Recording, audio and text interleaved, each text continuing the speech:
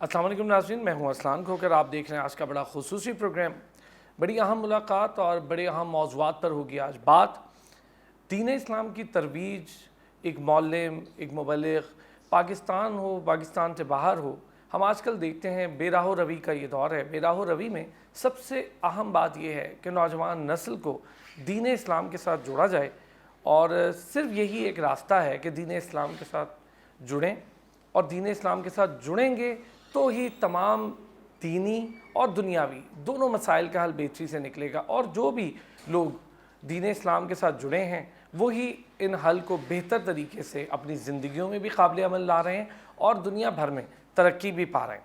آج چونکہ بڑے معاملات ہیں، آپ نے سویڈن والا واقعہ دیکھا ہوگا، اس سے پہلے بھی ایسے کئی واقعات ہوئے، ان ساری چیزوں پر بات ہوگی۔ پاکستان میں اس وقت دین کے حوالے سے کیا کام ہو رہا ہے، پاکستان سے باہر دین کے حوالے سے کیا کام ہو رہا ہے، ایران اور پاکستان کے تعلقات پر بات ہوگی۔ ایران پاکستان کا بھائی ملک ہے، پاکستانیوں کا ایران کے ساتھ دل دھڑکتا ہے۔ ان ساری چیزوں پر بھی بات کریں گے۔ ایک بہت بڑی قداور شخصیت اس وقت ہمارے ساتھ موجود ہیں، اور یہ بڑی خوش قسمتی ہے کہ ایام غدیر ہیں اور محرم الحرام کی آمد ہے، اور اسی دوران حضرت پاکستان تشریف لائے ہیں۔ میں آپ کی ملاقات کرواؤں گا عزت مآب صاحب کمال فخر ایران حجت الاسلام مدظ اللہ العلیٰ مفسر قرآن و حدیث مجتہد اعظم صاحب علوم فقہ محترم و مکرم دائی اتحاد البین المسلمین جناب حضرت آیت اللہ رضا رمضانی، سیکریٹری جنرل عالمی مجلس اہل بیت، آج ہمارے ساتھ موجود ہیں۔ السلام علیکم سر۔ علیکم السلام ورحمۃ اللہ۔ سر بہت شکریہ، آپ نے سچ ٹیلی ویژن کو اپنا قیمتی وقت دیا اور ہمارے چینل تشریف لائے۔ ہم آپ کو خوش آمدید کہتے ہیں اور آپ کا شکریہ بھی ادا کرتے ہیں۔ سر اس وقت دیکھتے ہیں کہ بے راہ و روی ہے دنیا بھر میں، دینی تعلیمات کے حوالے سے ہم دیکھتے ہیں کہ علماء کرام کا رول بڑا اہم ہے۔ جہاں جہاں پر علماء کرام اپنا رول پلے کر رہے ہیں، اپنا کردار ادا کر رہے ہیں، وہاں پر ہم دیکھتے ہیں کہ معاملات بڑی خوش اسلوبی سے، بڑے بہتر طریقے سے طے ہوتے دکھائی دیتے ہیں۔ پاکستان آپ تشریف لائیں سر، کتنے روز سے پاکستان میں ہیں، دن کیسے گزر رہے ہیں، دورہ پاکستان کیسا رہا سر؟ بسم الله الرحمن الرحیم. خیلی خوشحال شدم از اینکه این سفر انجام پذیرفت در ایام قدیر، در ایام مبارک قدیر که ما معتقد هستیم قدیر محور وحدت همه مسلمانانه، و احساس کردم از زمانی که وارد این کشور شدم، کشور برادر و دوست، و احساس آرامش کردم از زمانی که وارد کشور بزرگ افغانستان شدم. از کراچی و لاهور تا به اسلام آباد که وارد شدیم، با علمای منطقه ارتباط داشتیم، با تاثیرگذارانی که تو این حوزه ها بودن، با طلاب، و خب قطعا نقش بسیار مهمی رو تاثیرگذاران در این زمینه دارن. یعنی علمای منطقه خیلی میتونن نقش وحدت رو ایفا بکنن در کشور. الحمدلله دیدم که همه هم نگاه تقریبی دارن نسبت به مسئله. هم علمای شیعه رو دیدیم که تاثیرگذار بودن، هم علمای اهل سنت رو دیدیم که اینها هم تاثیرگذار بودن. در حقیقت به نوعی این جلسات ثمر بخش بوده و اون اهدافی رو که ما داشتیم تونستیم خودمون رو به اون اهداف برسانیم الحمدلله. سر پاکستان تشریف لائے ہیں، کن کن شہروں میں تشریف لے کر گئے، مختلف مسالک کے علماء کرام سے آپ کی ملاقاتیں ہوئیں، کیسا پایا علماء کرام کو پاکستان کے؟ اون چیزی که من در نکته قبلی هم اشاره کردم، به معنای واقعی کلمه پاکستان رو یک کشور بزرگ تأثیرگذار در اصل عرصه مسلمان ما دیدیم. ارتباطی رو که ما با دانشمندان اسلامی داشتیم و بزرگان اهل سنت داشتیم، دیدیم همه اونها اتفاق دارن و ترابط و تعامل میان عالمان شیعی و سنی. علتش این است که خب یکی از پروژه هایی که دشمنان اسلام دارن این که میخوان بین مسلمانان اختلاف بندازن. شما میدانید که ما بیشترین قربانی رو در این 3-4 دهه اخیر به واسطه اختلاف در میان مسلمانان داشتیم. یعنی بیشترین قربانی از همین مسلمانان بودن متاسفانه. و به همین جهت وقتی که با این آقایان ما صحبت می‌کردیم، اینا تأکید داشتند بر اینکه ما باید این وحدت و انسجاممون افزایش پیدا بکنه. چرا؟ برای اینکه هم به اقتدار علمی، هم به اقتدار معنوی، هم به اقتدار فرهنگی، سیاسی، اجتماعی، اقتصادی افزوده میشه. اگر دنیای اسلام با همدیگه متحد باشن، جهان اسلام با همدیگه متحد باشن، کشورهای اسلامی با همدیگه متحد باشن، ما در آینده میتوانیم اون اقتدار همه جانبه و پایدار رو در بخش‌های مختلف داشته باشیم. عالم اسلام इस वक्त जिन मुश्किलात का शिकार है, आप उसका हल क्या देखते हैं? یکی از مشکلات اساسی که من احساس میکنم وجود داره همون اختلافی است که دشمنان اسلام در سر هستن اون رو توسعه بدن. ما باید راهبردمون راهبرد وحدت باشه و اتحاد باشه. از مشکلات دیگر این که ما باید دانش دینی خودمون رو افزایش بدیم. دانش دینی وقتی که افزایش پیدا بکنه، خب همین معرفت باعث میشه جلوی افراط‌ها و تفریط‌ها گرفته بشه. یکی از آسیب‌ها و چالش‌ها و تهدیدهای جدی این افراط و تفریطی است که ما باهاش مواجه هستیم.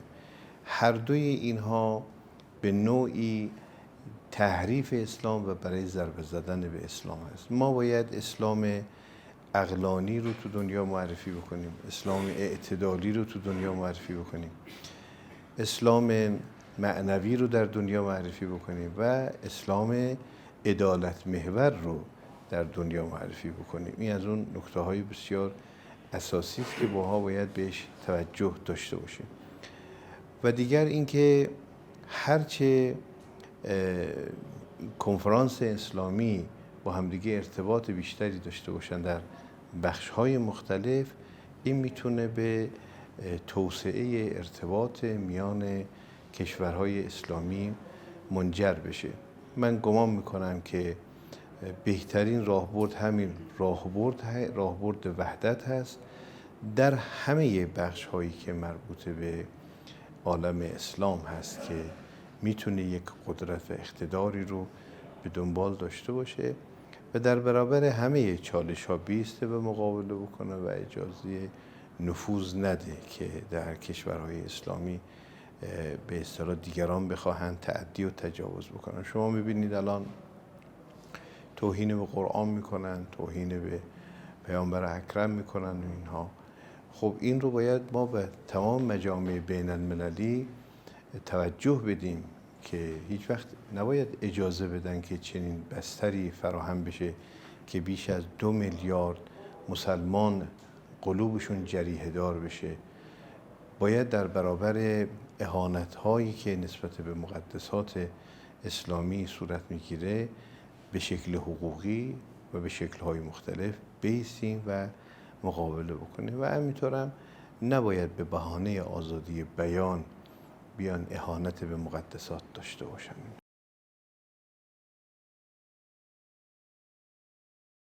जैसे आपने खुद भी फरमाया अभी थोड़ी देर पहले भी कि बटे हुए हैं, मुसलमान मुत्तहिद हो जाएं, तो सबसे अहम चीज़ ये है कि इस वक्त मुसलमानों का मुत्तहिद होना। सऊदीया और ईरान के ताल्लुकात, मेरा ख़्याल है आलम इस्लाम सब बहुत खुशी की नज़र से इस चीज़ को देख रहे हैं। पाकिस्तान में इसको बड़ी अच्छी निगाह से देखा जाता है। आप क्या पैगाम देंगे इस पर सऊदीया और ईरान ताल्लुकात के हवाले से?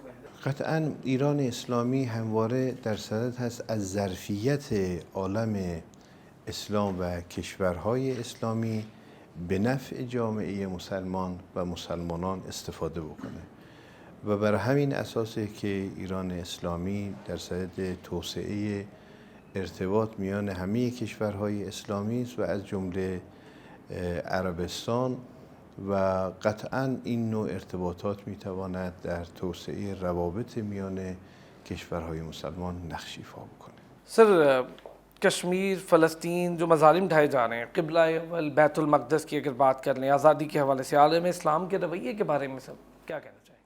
فلسطین بحث مربوط به یک قوم نیست. فلسطین مربوط به اسلام هست. یه عده‌ای اومدن اونجا اشغالگری کردن، زن و بچه مردم رو آواره کردن و بعد از اونجا یک سرزمین موعودی رو میخوان برای خودشون تعریف بکنن برای حاکمیت بر جهان.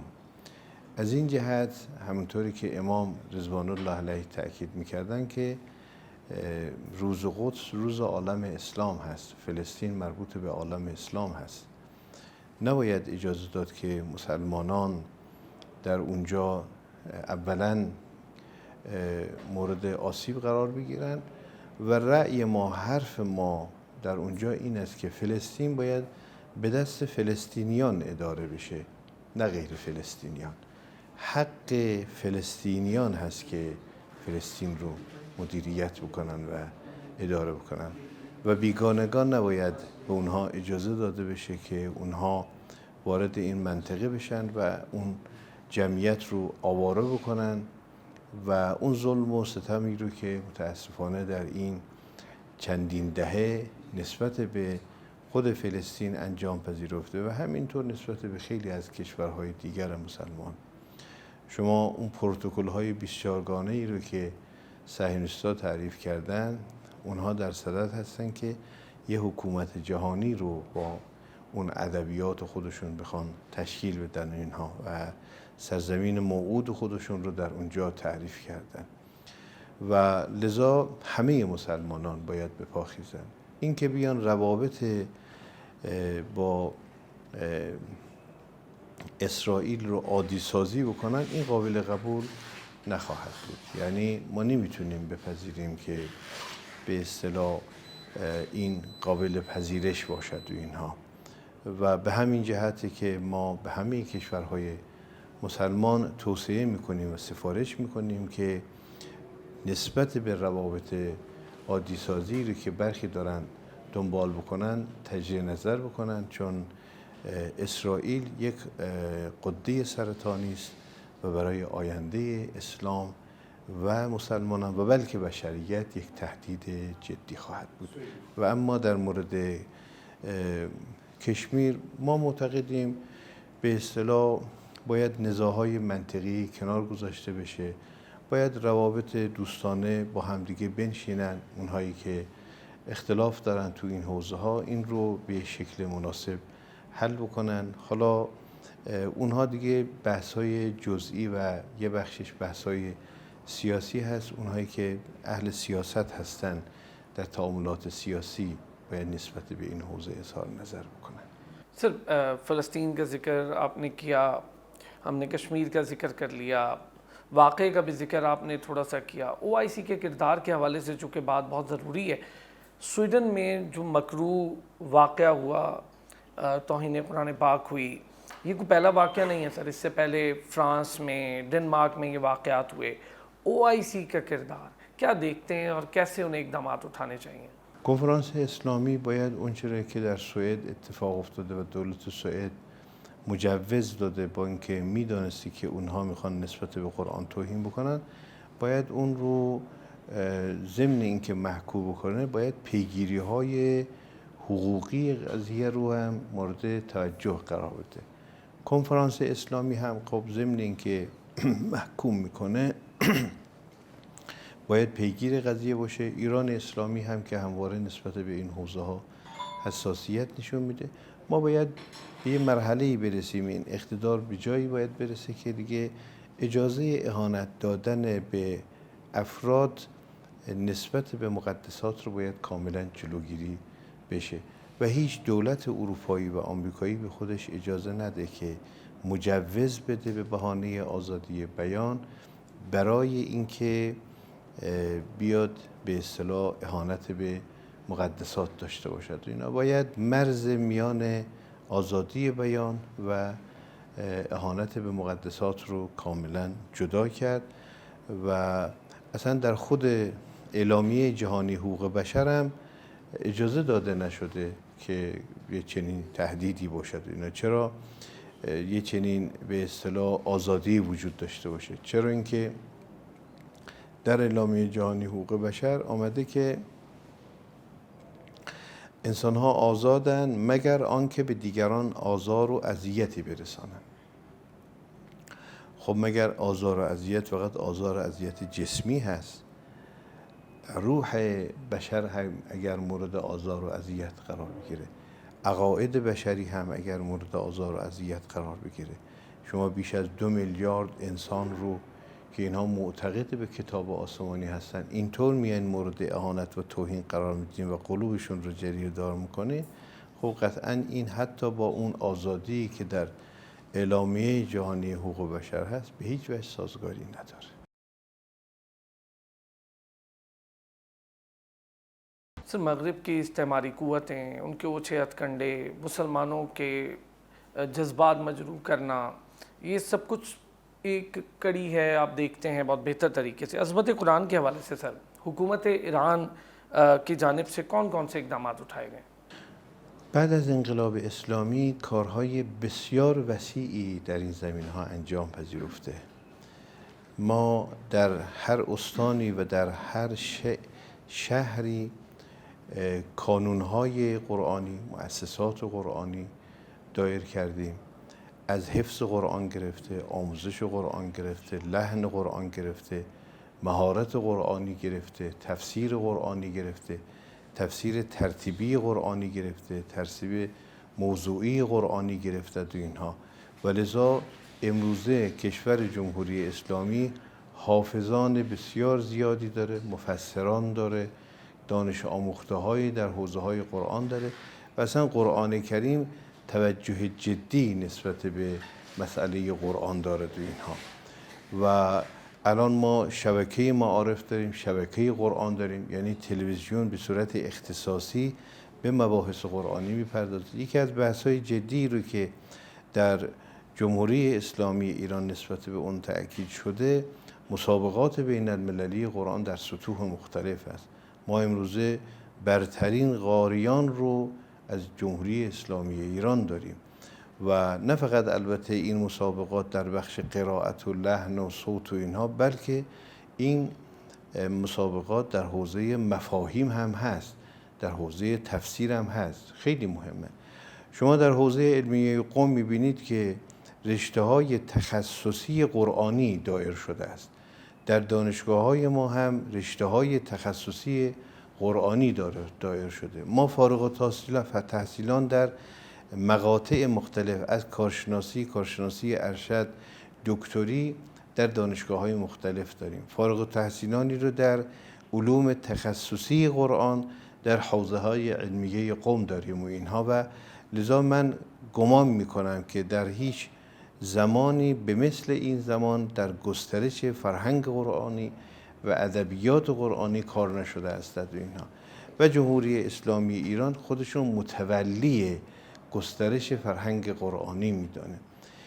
گرچه بعضیا مثلا این نسبت رو میدن که در ایران اسلامی نسبت به قرآن کم توجهی میشه و نسبت به اهل بیت بیشتر کار میشه. نه، همونطوری که نسبت به معارف اهل بیت علیهم السلام داره کار میشه، نسبت به معارف قرآنی و حوزه های قرآنی در بخش های مختلف کارهای بسیار بسیار گسترده و مفصلی داره انجام میپذیره. شما همین مسابقات بین المللی رو که در ایران اسلامی هر سال برگزار میشه که از همه کشورهای اسلامی، از اکثر کشورهای اسلامی میان، این حکایت میکنه از اینکه ایران اسلامی نسبت به حوزه قرآن توجه و اهتمام جدی داره. ما جشنواره‌های قرآنی رو به صورت مفصل در ایران اسلامی داریم و بسیاری از مراکز خودشون رو موظف میدارن. در دانشگاه‌ها هم ضمن اینکه اونها تحصیل میکنن در بخش‌های فوق برنامه به صورت مفصل نسبت به حوزه‌های قرآنی میپردازن و تلاش میکنن. सर आप दौरे पाकिस्तान पर हैं, हुकूमती अहदेदारान से मुलाकातें हुई हैं आपकी? این سفر اولین سفر ما به پاکستان بوده. به واقع فرصت برای این بخش نبوده و لذا ما از قبل هم برنامه‌ریزی برای ارتباط برقرار کردن با بخش‌های فرهنگی و دینی در این مسئولین پاکستانی در دوره‌های بعد، در سفرهای بعد انشاءالله اشاره خواهیم کرد و لذا در این سفر ما ملاقاتی رو با مسئولان دولتی نداشتیم و پیش‌بینی نکردیم. برنامه ما این بوده که ما بتونیم علمای این کشور رو، دانشمندان این کشور رو، از علمای بزرگ اهل سنت که مثلا همین دیروز ما ملاقاتی رو با رئیس شورای ایدئولوژیک داشتیم که خیلی جلسه خوبی بوده و در جاهای دیگه هم همینطور. الان بعد از همین جلسه هم قرار شد در جلسه حضور پیدا بکنیم که علمای اهل سنت از گروه‌های مختلف حضور داشته باشند. در لاهول هم ما چنین برنامه‌ای داشتیم، در کراچی هم داشتیم و اینها. برنامه ما ملاقات با علما، دانشمندان اهل سنت و شیعه بوده، مکتب اهل بیت بوده، با اعضای مجمع عمومی بوده، با علمای تأثیرگذار در این شهرها بوده. در همین کراچی ما با شخصیت‌های مثل علامه ساجد نقوی و آیت الله سماحت العلامه شیخ محسن نجفی و افراد دیگه هم ارتباط داشتیم، جلساتی داشتیم که به نظر میرسه همه این جلسات مفید بوده هستند. सर पाकिस्तान ईरान दोनों इस्लामी ब्रादर ममालिक हैं, सियासी और इक्तिसादी रवाबित आप कैसे देखते हैं, इसके बारे में आपकी क्या राय है؟ الحمدلله اون مقداری که من گزارش گرفتم ارتباط اقتصادی و فرهنگی پاکستان و ایران خیلی خوبه و همینطور سیاسی، ولی نباید به این مقدار ارتباط اکتفا کرد. پاکستان یک کشور بزرگی هست، یکی از کشورهای بزرگ مسلمان دنیا است با 250 میلیون جمعیت. من گمان میکنم که ظرفیت هایی که برای توسعه ارتباطات وجود داره بسیار بسیار موسع است، هم در حوزه فرهنگی، هم در حوزه سیاسی، هم در حوزه اجتماعی، دینی، تعاملات فرهنگی، تعاملات دانشجویی و بخش‌های مختلف. امیدوار هستیم که این سفرها و ارتباطاتی رو که بین ایران و پاکستان هست، خب اخیراً هم رؤسای جمهور ایران و پاکستان با هم دیگه ارتباط داشتن، قطعاً در آینده این سفرهای میان مسئولین سیاسی این دولت جمهوری اسلامی و پاکستان گسترش پیدا خواهد کرد و همه اینها میتواند زمینه توسعه تعاملات رو در همه بخش‌ها فراهم می‌کنه. علتش آن است که پاکستان یک ظرفیت خوبی را از این جهات داره، مثل جمهوری اسلامی ایران. یکی از اون بخش‌هایی که گمان می‌کنم که باید توسعه پیدا بکنه توسعه‌های علمی هست. خب به هر حال نظام جمهوری اسلامی گسترش پیدا کرده. ما الان جزء چهارمین یا پنجمین کشور دنیا شناخته میشیم و به همین جهت در بخشی از رشته‌های علمی من گمان میکنم که کشور اسلامی پاکستان میتواند از این ظرفیت‌های علمی جمهوری اسلامی ایران خیلی استفاده بکنه و شما میدانید که پیشرفت هر کشوری هم به علم و دانش هست. یعنی ما دانش اون کشور رو باید افزایش بدیم. دانش کشور وقتی که افزایش پیدا بکنه خودش اقتدار می آورد. امیرالمؤمنین علیه السلام چون این ایام هم ایام قدیر هست اشاره بکنم، فرمودن که العلم سلطانون، علم قدرت می آورد، علم سلطنت می آورد. اگر ما می خواهیم در مسیر تمدن اسلامی گام برداریم باید پیشرفت علم رو یکی از نکته‌های برجسته و راهبردهای اساسی خودمون قرار بدیم. البته باید ما به اخلاق، معنویت، حوزه عدالت، به اصطلاح معرفی اسلام با محور عقلانیت مانند اینها توجه داشته باشیم. عقلانیت و معنویت و همینطور عدالت محوری و اینها و بتونیم سبک زندگی اسلامی رو به نحو شایسته این رو توسعه بدیم و تعلیم بدیم اینها. من تصور میکنم که با توجه به ظرفیت هایی رو که این دو کشور دارن و دوستی دیرینی رو که بین این دو کشور وجود داره، ما در آینده شاهد رشد توسعه این تعاملات خواهیم بود و از این ظرفیت‌های علمی هم به نظر من که نظام جمهوری اسلامی به واسطه همین توسعه‌های علمی و قدرت علمی تونسته در دنیا حرف اول رو بزنه، ما میتونیم در حقیقت این روابط رو توسعه بدیم و برکات این توسعه هم به همه مسلمانان منطقه خواهد رسید. همه مسلمانان، من تصور میکنم که ارزاد که این سفر میتونست یه مقدمه‌ای باشه برای یک به اصطلاح حرکت مهم فرهنگی و دینی و در آینده شاهد رشد همه این بخش‌های توسعه برای این دو کشور بزرگ باشیم و برای همه کشورهای مسلمان.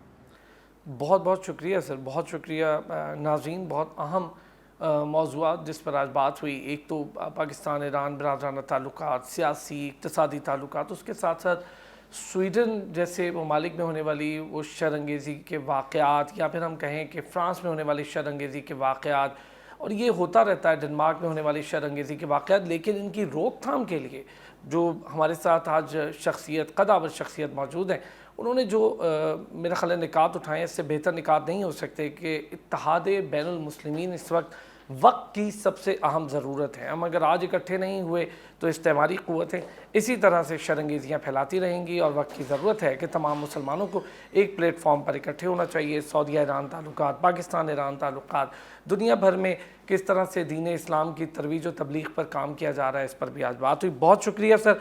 हज़रत आयतुल्लाह रज़ा रमज़ानी साहब, सेक्रेटरी जनरल आलमी मजलिस अहले बैत, आज हमारे साथ मौजूद थे. सर एक बार फिर आपका शुक्रिया अदा करेंगे, आप सच टीवी तशरीफ़ लाए, हम इस पर आपको खुशामदीद भी कहते हैं. आपके बहुत शुक्रगुज़ार हैं. नाज़रीन आपका भी बहुत शुक्रिया.